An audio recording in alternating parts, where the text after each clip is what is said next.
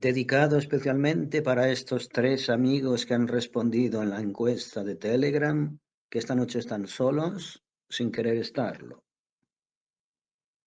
Queráis o no queráis, aquí estoy yo dándoos la tabarra.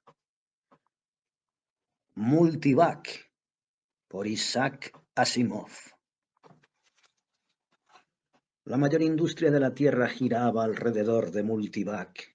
Multivac, el computador gigante que se había ido desarrollando durante 50 años hasta abarcar con sus diversas ramificaciones Washington, D.C., sus suburbios y más tarde rodear con sus tentáculos todas las ciudades y poblaciones de la Tierra. Un ejército de funcionarios civiles le alimentaban constantemente con datos, mientras que otros correlacionaban e interpretaban las respuestas obtenidas. Un cuerpo de ingenieros patrullaba por su interior y toda una organización de minas y factorías se esforzaba en mantener la reserva de sus piezas de repuesto siempre completa, siempre segura, siempre satisfactoria. Multivac dirigía la economía de la Tierra y prestaba ayuda a su ciencia, y su aspecto más importante era el edificio central, archivo de todos los hechos conocidos sobre cada habitante terrestre. Formaba parte de los deberes diarios de Multivac la recepción de los 4.000 millones de series de hechos sobre los seres humanos, las cuales llenaban sus entrañas y eran seleccionadas para el día siguiente. Cada departamento de corrección de la Tierra recibía los datos concernientes a su zona de jurisdicción. Este cuerpo de informaciones quedaba en su totalidad registrado en la Junta Central de Correcciones en Washington, D.C. Bernard Goldman se hallaba en la cuarta semana de su mandato de un año como presidente de la Junta Central de Correcciones, cargo en el que había aprendido a aceptar los informes matutinos con indiferencia, sin miedo o asombro. Como de costumbre, estos consistían en un grueso paquete de hojas. Nadie esperaba que leyese todo aquello, ningún ser humano habría podido hacerlo, pero aún así le resultaba divertido echarles una ojeada. Allí estaba la acostumbrada lista de delitos previsibles, fraudes de toda clase, raterías, motines, revueltas, asesinatos, envenenamientos, etc. Buscó un epígrafe concreto y sintió una ligera sorpresa al hallarlo de inmediato, y por partida doble. 2 asesinatos en primer grado. Durante su mandato como presidente nunca había visto 2 casos en un solo día. Oprimió el botón de comunicación interior y esperó a que apareciese en la pequeña pantalla el apacible rostro de su coordinador. «Ali», pidió Gulliman, «hoy tenemos 2 casos de primer grado.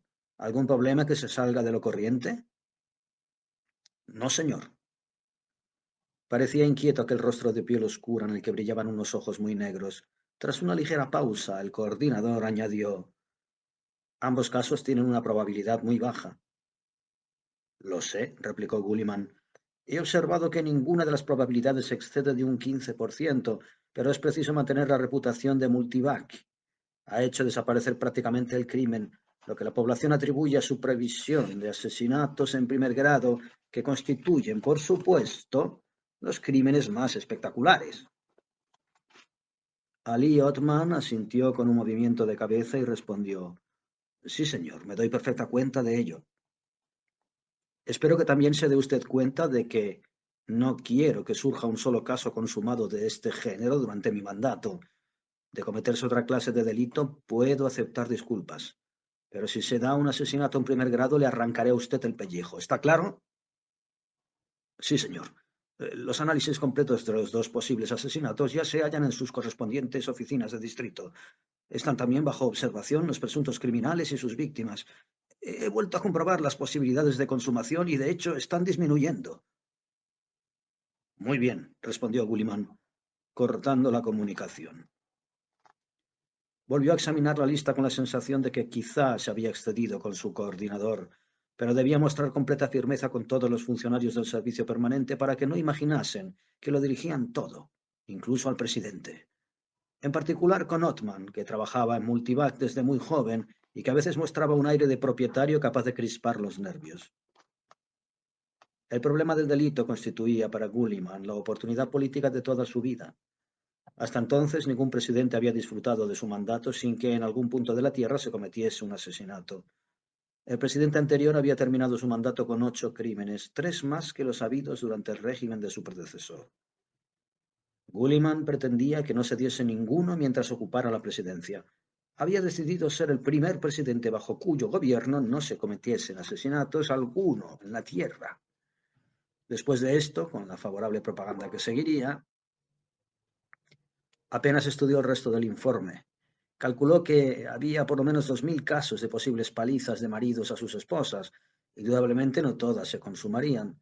La incidencia estaba disminuyendo y las consumaciones descendían con rapidez aún mayor. Multivac había añadido a su lista de posibles delitos las palizas que sufrían las esposas. Solo hacía 5 años de ello, y el hombre de la calle aún no se había acostumbrado al pensamiento de que golpear a su mujer constituía una falta que llegaría a conocerse por anticipado. Cuando fuera así, las esposas ya no sufrirían más que algunos golpes que pronto dejarían de recibir.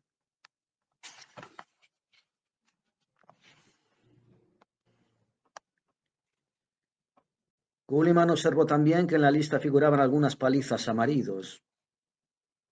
Aliotman cerró las conexiones y miró a la pequeña pantalla donde acababa de desaparecer la calva cabeza de Gulliman.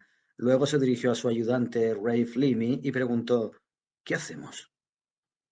No me preguntes.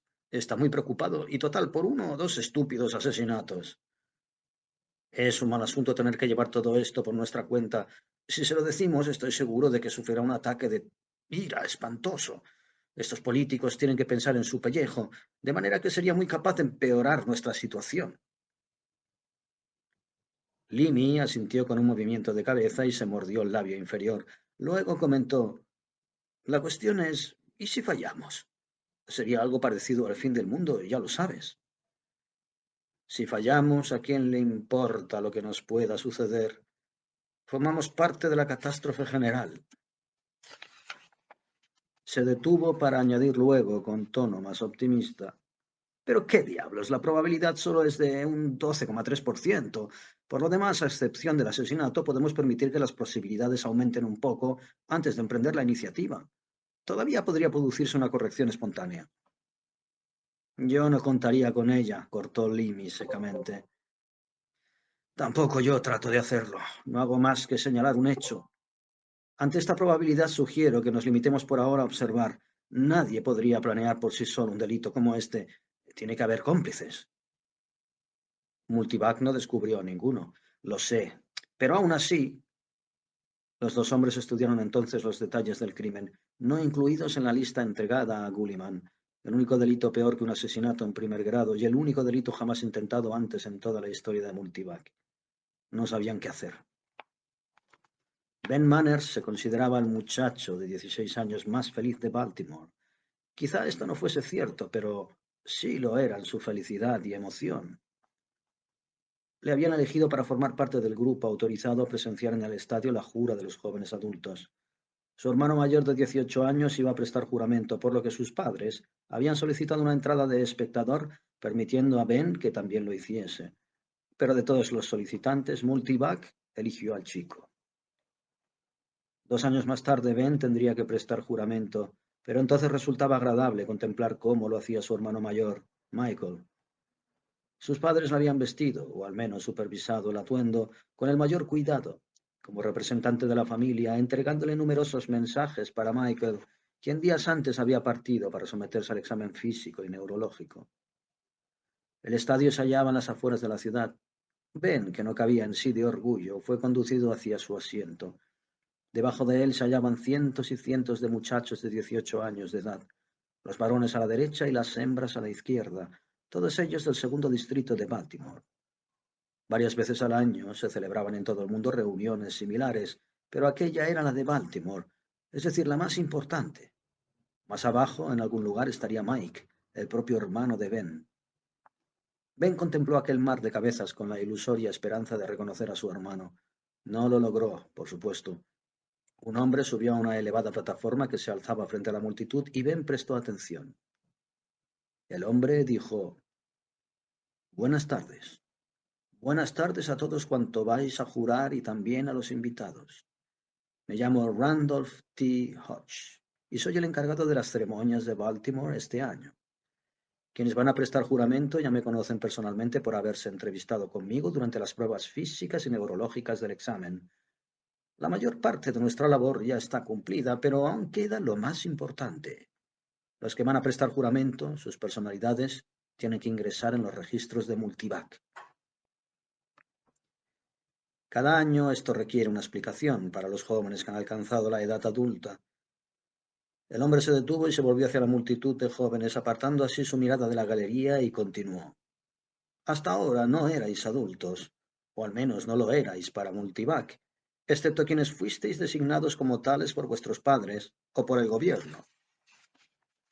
Hasta ahora, hasta este momento, en que es preciso iniciar la información anual, fueron vuestros padres los que proporcionaban los datos necesarios sobre todos vosotros, pero repito que ha llegado el momento en el que os encargaréis vosotros mismos de hacerlo, y esto constituye un gran honor, una gran responsabilidad. Vuestros padres nos han dicho lo que estudiabais, qué enfermedades habéis padecido y cuáles son vuestros hábitos. Muchas cosas. Pero ahora vosotros debéis decirnos mucho más.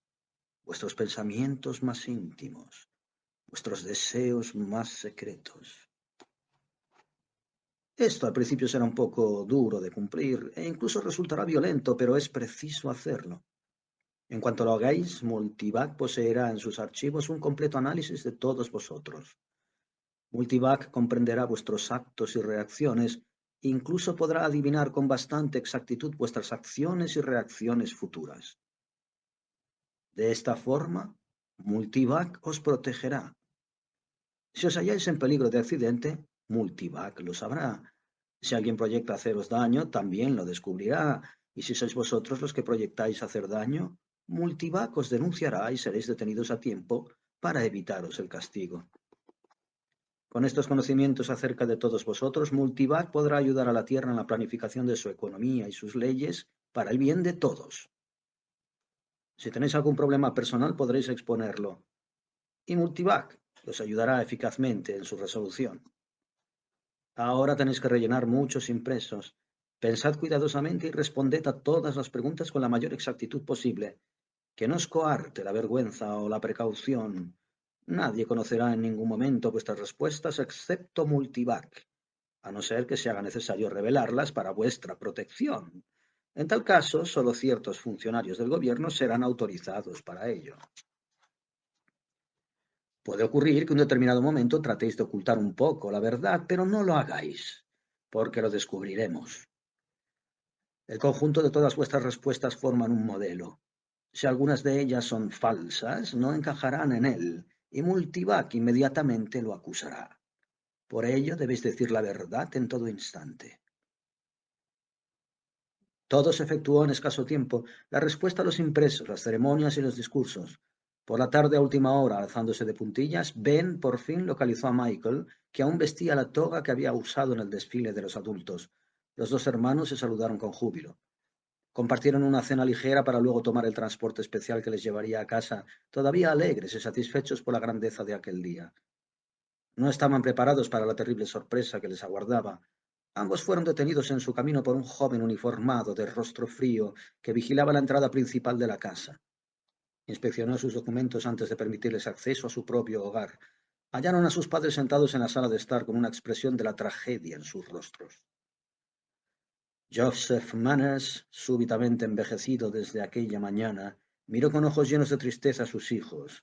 Uno de ellos aún sostenía sobre un brazo la toga indicativa de su condición de adulto, y suspiró. Parece ser que me encuentro bajo arresto domiciliario. Bernard Gulliman no leyó todo el informe. Se limitó al resumen final e hizo bien. Al parecer, toda una generación se había desarrollado acostumbrada al hecho de que Multivac pudiese predecir la comisión de delitos de importancia. Todo el mundo sabía, pues, que los agentes de correcciones se hallarían en el lugar preciso antes de que el delito se pudiera cometer, y todo el mundo también sabía que la comisión de un delito conducía inevitablemente a su castigo. Gradualmente se fueron convenciendo de que nadie podía engañar a Multivac. El lógico resultado fue que hasta la simple intención de cometer un delito desapareció. Y a medida que tales intenciones disminuían y aumentaba la capacidad de Multivac, Solo figuraba en la lista de cada mañana la probabilidad de delitos menores. Según esto, Gulliman había ordenado un análisis, realizado por Multivac, naturalmente, sobre la capacidad de Multivac para predecir las posibilidades y probabilidades de incidencia de las enfermedades. Los médicos podrían entonces prepararse de antemano para atender a todos aquellos pacientes que podrían padecer diabetes un año más tarde, sufrir un ataque de tuberculosis o ser víctimas del cáncer. Y el informe era favorable. Al llegar a la lista de los posibles delitos del día no figuraba en ella ni un solo asesinato en primer grado. Othman, ¿qué relación guardan los delitos de la semana pasada con los de mi primera como presidente? Habían descendido en un 8% y Gulliman se sentía feliz. No era culpa suya, por supuesto, si los electores no llegaban a enterarse. Bendijo su suerte por llegar al cargo en el momento más oportuno, cuando Multivac funcionaba a pleno rendimiento, cuando hasta las enfermedades podían sujetarse también a una exacta previsión. Gulliman también obtendría beneficio de ello. Othman se encogió de hombros. Bien, se siente feliz, declaró. ¿Cuándo hacemos estallar la bomba?, preguntó Limi. Al poner a Manners bajo observación, aumentaron las probabilidades y su arresto les ha hecho aumentar aún más. ¿Acaso no lo sé?, replicó Othman malhumorado. Lo que ignoro es el motivo. Cómplices. Tal vez sea como dices. Si Manners se halla en dificultades, los otros tienen que dar el golpe enseguida o estarán perdidos. Quizás sea todo lo contrario. Habiendo detenido a uno, los demás buscarán la seguridad y desaparecerán. Además, ¿por qué no ha mencionado Multivac a los cómplices? Bien, entonces, ¿se lo decimos a Gulliman? No, no, no, todavía no. La probabilidad es aún de 17,3%. Dejemos que aumente un poco más. Elizabeth Manners rogó a su hijo más joven. Retírate a tu cuarto, Ben. ¿Pero qué sucede, mamá?, interrogó Ben con voz quebrada ante aquel final de un día glorioso. Por favor. El muchacho se marchó de mala gana atravesando el umbral de la puerta hasta las escaleras que subió ostentosamente. Luego volvió a descender sin hacer el menor ruido. Mike Manners, el hijo mayor recién declarado adulto y esperanza de la familia, preguntó con un tono de voz que parecía eco de la de su hermano: ¿Qué ha pasado? Joe Manners respondió: Pongo al cielo por testigo, hijo, que no lo sé. Yo no he hecho nada. Ya sé que no has hecho nada, dijo Mike, mirando asombrado a su padre. Si han venido aquí es porque piensas hacer algo. No es cierto. La señora Manners les interrumpió indignada. ¿Cómo puede pensar en hacer algo que sea causa de todo esto? Y al pronunciar estas palabras hizo un gesto con un brazo, señalando hacia los agentes del gobierno que rodeaban la casa. Después añadió: Cuando era niña, recuerdo al padre de una amiga mía. Trabajaba en un banco y una vez le llamaron para decirle que no tocase el dinero y así lo hizo. Se trataba de $50,000. En realidad no los había cogido, pero pensaba hacerlo. En aquellos días no se guardaba silencio sobre estas cosas como se hace hoy. Las historias de esta clase siempre trascendían. Por eso la llegué a conocer yo. La señora Manners hizo una breve pausa y prosiguió. Me refiero a que se trata de $50,000. Se retorció las manos regordetas. $50,000, y sin embargo, todo cuanto hicieron fue advertirle. Una simple llamada telefónica, pero ¿qué podría planear tu padre para obligarles a enviar una docena de hombres y cerrar la casa? Joe Manners murmuró con ojos en los que se reflejaba el dolor. No he pensado cometer ningún delito, ni el más mínimo, lo juro. Mike, consciente de su condición de adulto, dijo: Puede que sea algo subconsciente, papá, algún resentimiento en contra de tu supervisor. ¿Hasta el extremo de querer matarle? No. ¿No te han dicho de lo que se trata, papá? Su madre le interrumpió nuevamente. No, no quieren. Ya lo hemos preguntado. Les dije que estaban arruinando nuestra posición social con su sola presencia, que lo menos que podían hacer era explicarnos lo que ocurría para hacer algo. ¿Y no han hecho caso? No, no han hecho el menor caso. Mike se hallaba en pie con ambas piernas separadas y las manos metidas en los bolsillos.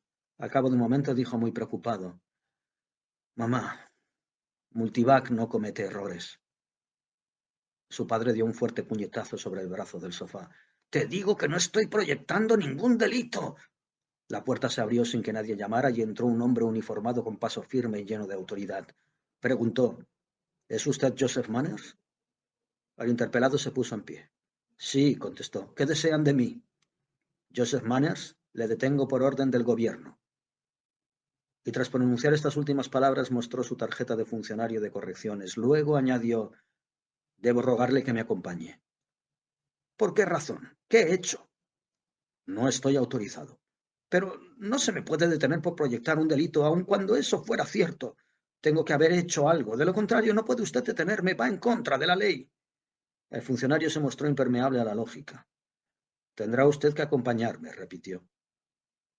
La señora Manners lanzó un grito y se dejó caer sobre el diván, sollozando histéricamente. Joseph Manners no podía violar el código al que se había sujetado toda su vida y resistirse a un funcionario del gobierno, pero se echó hacia atrás obligando al funcionario de correcciones a emplear su fuerza para hacerle avanzar. Y Manners gritó al irse, «Pero dígame de qué se trata, dígamelo».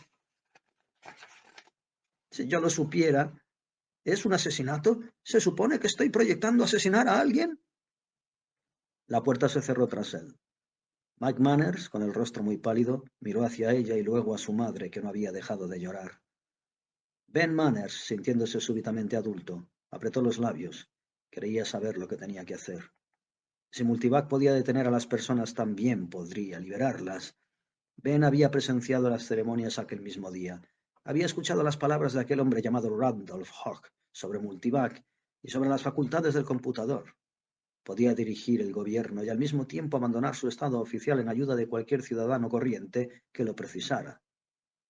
Cualquiera podía solicitar ayuda a Multivac, y ese cualquiera sería él. Ni su madre ni Mike estaban en condiciones de detenerle en aquel momento, y aún le quedaba algún dinero del que le habían entregado para la fiesta de aquel día. Si más tarde lo descubrían y se preocupaban por su marcha, no tenía remedio. En aquel preciso momento tenía que ser fiel a su padre. Salió por la parte trasera de la casa. El funcionario allí apostado examinó sus documentos y le permitió la salida. Harold Quimby era quien dirigía el departamento de reclamaciones de la subestimación de Multivac en Baltimore. Se consideraba a sí mismo miembro de la más importante rama del servicio civil. En cierto modo, no le faltaba razón, y todos aquellos que le oían disertar sobre el tema terminaban por impresionarse.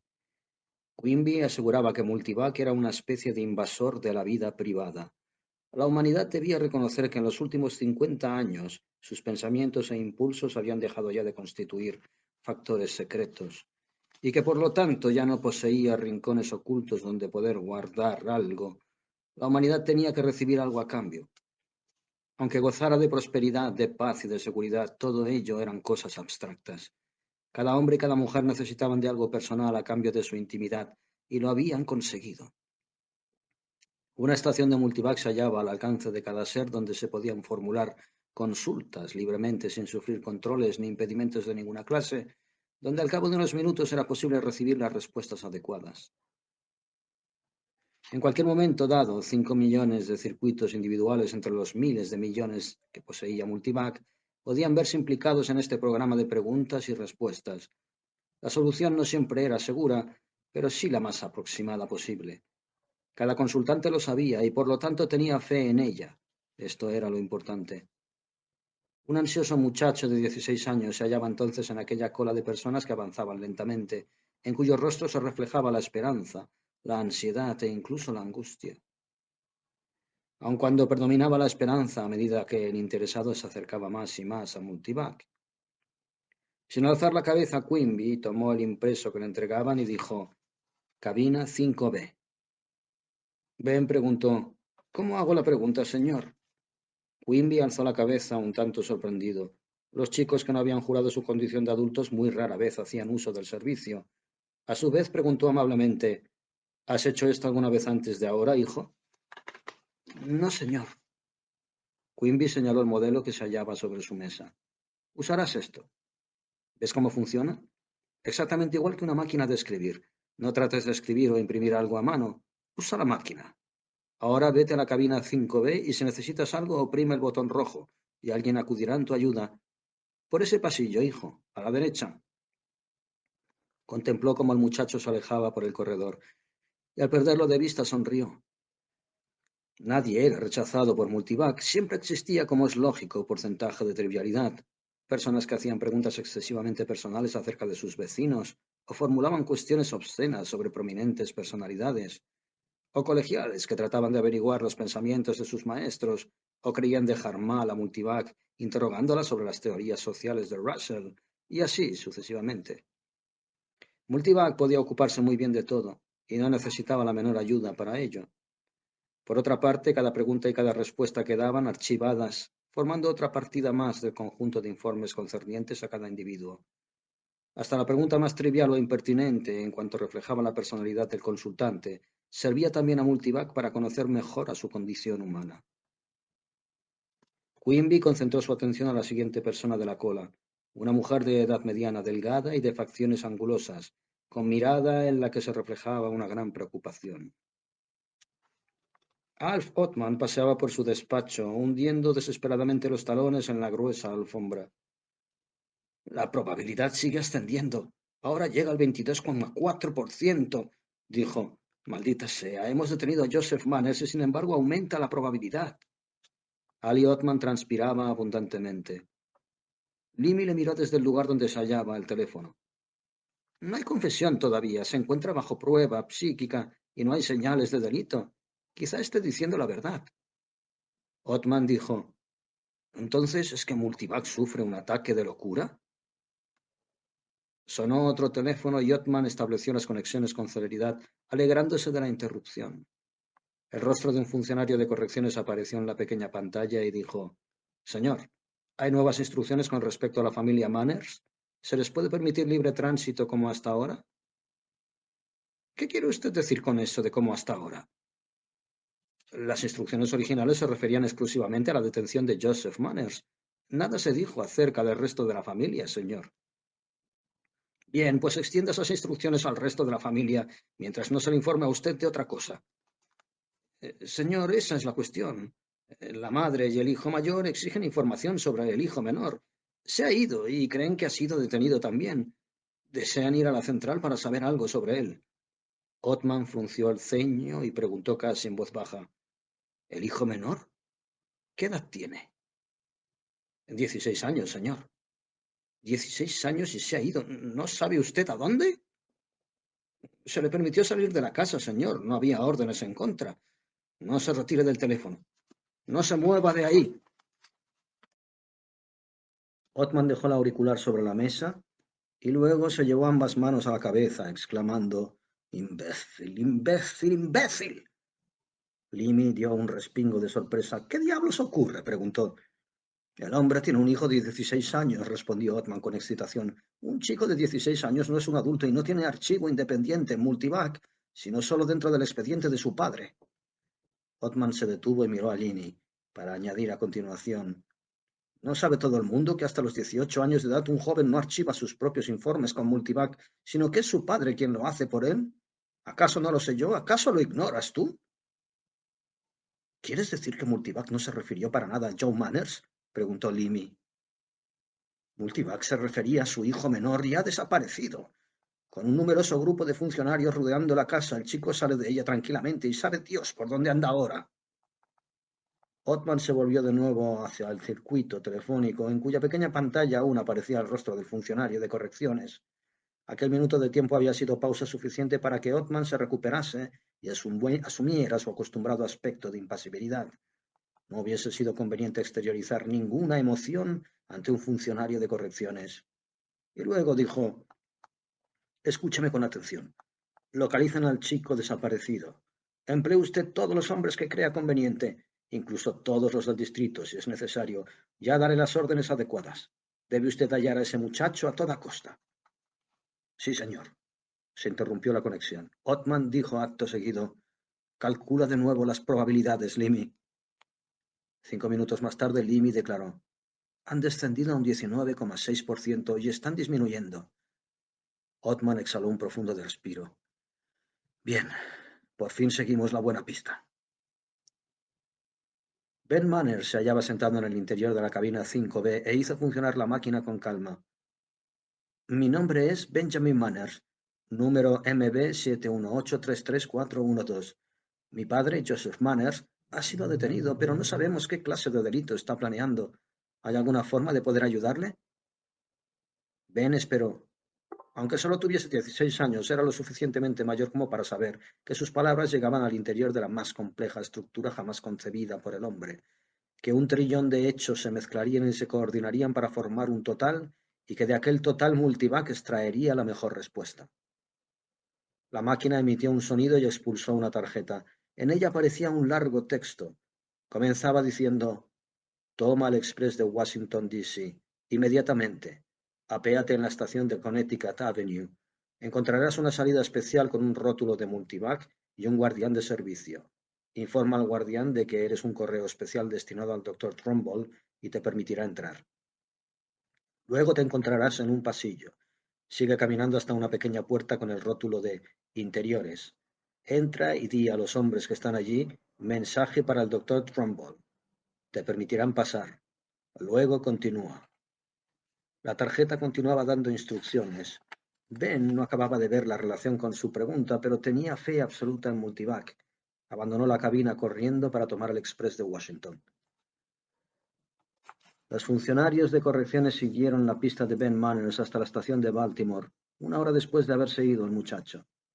El sorprendido Harold Quimby se sintió terriblemente abrumado por el número e importancia de los hombres que caían sobre él en busca del muchacho. Sí, era un chico, dijo, pero ignoro dónde fue después. Yo no sabía, por supuesto, que se le buscaba. Aquí aceptamos a todo el que llega. Sí, puedo obtener el informe sobre sus preguntas y respuestas. A cabo de un rato examinaron el informe y lo televisaron inmediatamente a la central general. Othman lo leyó, alzó los ojos al cielo y casi perdió el conocimiento. Cuando logró recuperarse, dijo débilmente a Limi: haz que capturen a ese chico y que me hagan una copia de la respuesta de Multivac. Ya no queda más remedio. No hay manera de evitarlo. Es preciso que vea ahora mismo a Gulliman. Bernard Gulliman nunca había visto a Ali Othman tan perturbado como entonces. Al contemplar las congestionadas facciones de su coordinador, sintió repentinamente que un sudor frío se deslizaba por su espalda. Luego tartamudeó: ¿qué quiere usted decir, Othman? ¿Qué quiere usted decir con que es peor que un asesinato? Muchísimo peor que un asesinato, señor. Gulliman estaba muy pálido e insistió: ¿se refiere al asesinato de un alto funcionario del gobierno? Por su mente acababa de cruzar la idea de que quizás se trataba de su propio asesinato. Othman asintió con un movimiento de cabeza. No un funcionario del gobierno, el propio gobierno oficial. ¿El secretario general?, preguntó Gulliman con un murmullo de asombro. Mucho más que eso. Muchísimo más. Se trata de un plan para asesinar a Multivac.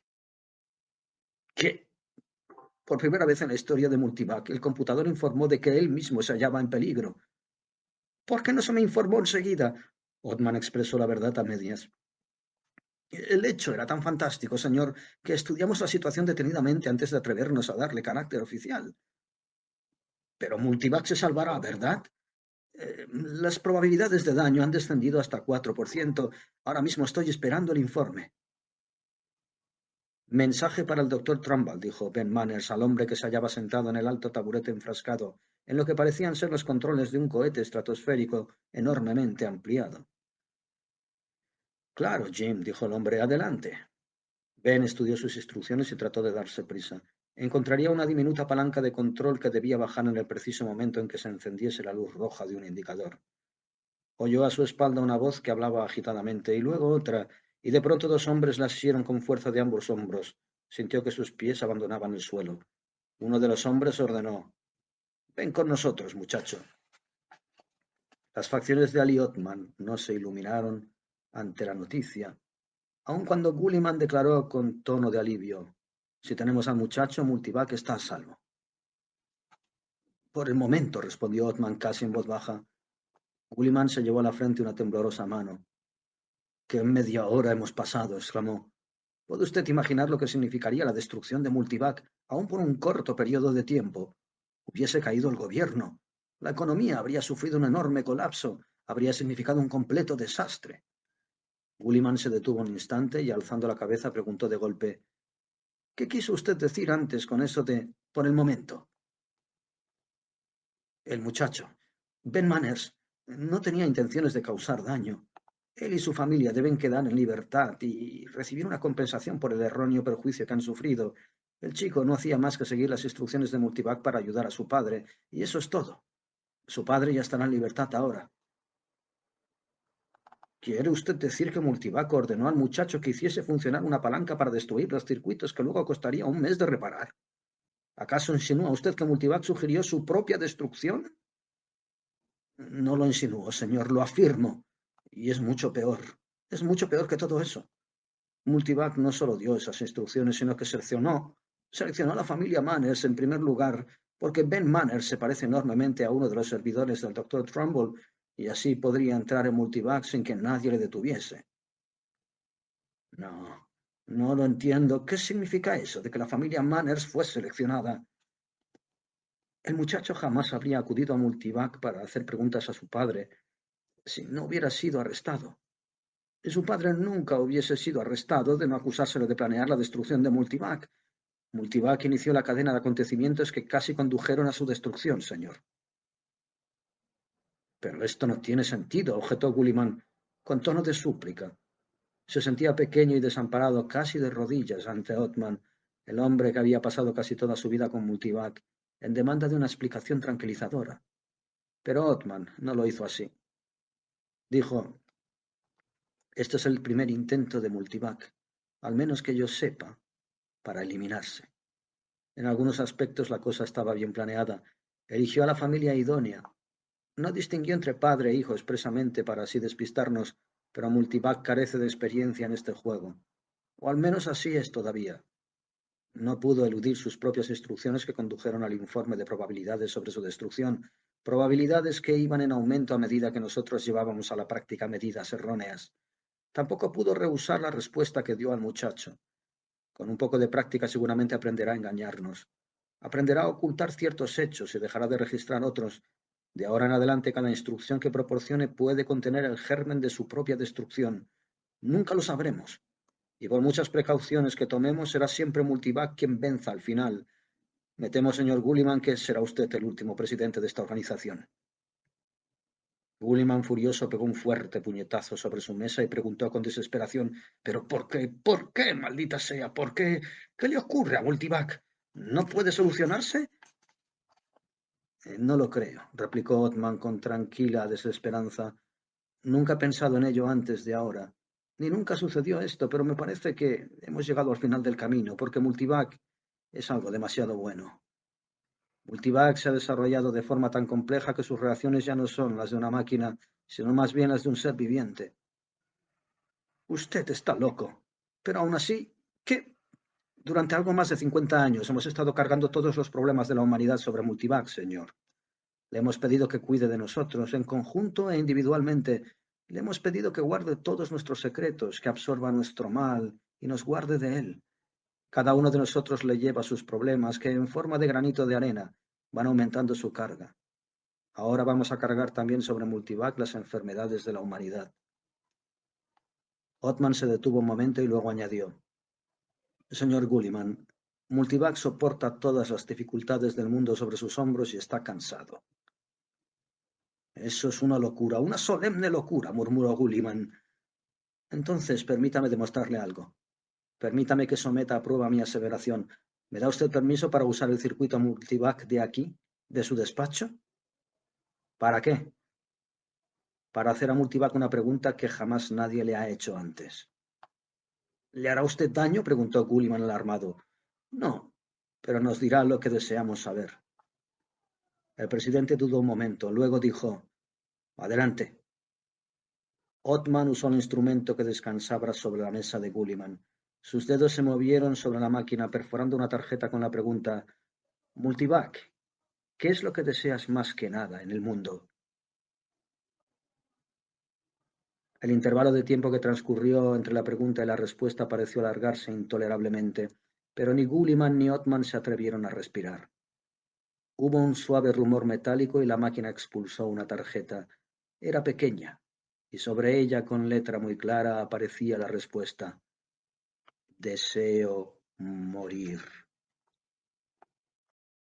Bien, señoras con señores, y en especial mis tres amigos, que espero que no se sientan tan solos, porque aquí estamos. Son las 12:05, ya es el día 25, El día 24, con sus alegrías, sus jolgorios y sus reuniones familiares, ha terminado, a pesar de que muchos hogares todavía continúan con la juerga, pero ustedes y yo, queridos amigos, ustedes tres amigos que se sienten solos y no lo están, acaban de escuchar este pequeño relato de Isaac Asimov sobre un enorme computador multivac que sin duda les habrá recordado de forma absolutamente escalofriante lo que se pretende hacer desde el seno evolutivo de la logia de los diablos cojuelos, es decir, del Foro Económico Mundial y la Agenda 2030. Conectar a una mente colmena, crear una especie de conciencia digital universal que englobe los datos y la vida entera y la propia percepción y la propia mente de todos los seres humanos. Todo está escrito, señoras con señores. Cuando Yuval Noah Harari habla de la conexión a la mente colmena y del transhumanismo, no están más que repitiendo guiones distópicos de novelas del siglo XX, del siglo XXI. Asimov, Huxley, Orwell. Sin embargo, si tenemos que ceñirnos al hecho de que están usando como un guión cinematográfico, narrativo, fantascientífico, todas estas novelas, estos relatos de ciencia ficción y distopía del siglo XX, XIX, XX, existe una esperanza. En este propio relato, Multivac, es decir, la inteligencia artificial, la mente colmena digital con la que pretende esclavizarse y privar de privacidad, valga la redundancia, a los seres humanos y de su propio libre albedrío, esa enorme mente digital desarrolla la conciencia como para querer dejar de existir, dejar de vivir. De la misma manera en que en la Guerra de los Mundos, ese maravilloso final de Herbert George Wells, en que no hacía falta desesperarse ni luchar contra esos invasores extraterrestres, ya que en cuestión de pocos días iban a perecer ellos mismos por no poder soportar las condiciones biológicas del planeta Tierra, y por lo tanto mueren y desaparecen, es decir, que la amenaza está condenada desde el principio a desaparecer por sus propias características. Multivac, que vendría a ser esta inteligencia artificial con la que ahora estamos siendo amenazados, llegaría al punto de la autodestrucción. Sea como sea, está vaticinado, incluso en los propios manuales que siguen al pie de la letra estos de la logia del Foro Económico Mundial y la Agenda 2030, está vaticinado su fracaso de forma velada. Por momentos se diría que nos están tomando el pelo, que se están riendo de nosotros, que están jugando con nuestras voluntades y con nuestro miedo, y que en realidad son conscientes de no poder llegar a realizar aquello con lo que amenazan a nuestra propia humanidad. Continuamos, queridos amigos, no estamos solos.